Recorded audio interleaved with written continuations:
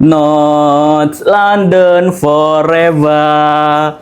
Tahniah Arsenal untuk champion EPL bagi season 2025-2026. Assalamualaikum warahmatullahi wabarakatuh. Tahniah buat para Gunners di seluruh Malaysia. Kita boleh tengok keputusan EPL, Arsenal menjuarai sesi 2025-2026. Apa iktibar yang kita boleh ambil daripada kemenangan Arsenal pada season kali ini? Yang pertama, kesetiaan daripada penyokong itu sendiri dengan membawa slogan Trust the Process, iaitu mempercayai kepimpinan yang dibawa oleh Mikel Arteta. Begitu juga dengan kita sebagai Dewan Pemuda PAS, kita mempercayai pimpinan parti yang bermula daripada akar umbi terus ke atas pimpinan yang menerajui PAS itu sendiri. Yang kedua, kepimpinan yang konsisten. Kalau kita tengok daripada Arsenal, Mikel Arteta dikekalkan daripada 2019 sehingga sekarang, walaupun tidak berjaya memenangi EPL sebelum ini, tetapi pengurusan daripada Arsenal tidak terlalu cepat untuk menukar arah mencari player lain.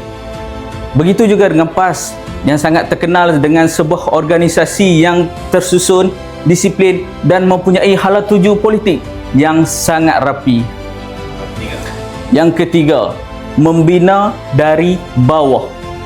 Kalau kita boleh lihat, Arteta yang membina Arsenal daripada zaman kejatuhan Arsenal sebelum bergerak ke Eropah, bermula daripada skuad muda, memimpin Arsenal ke peringkat yang tertinggi sehingga sekarang.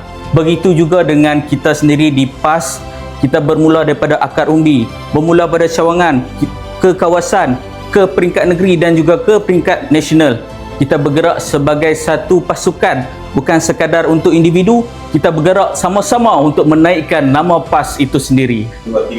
Kesimpulannya, kami sebagai Dewan Pemuda PAS kawasan Sdn Petani amat-amatlah yakin dan percaya, insya-Allah tahun ini PAS akan memimpin negara, insya-Allah.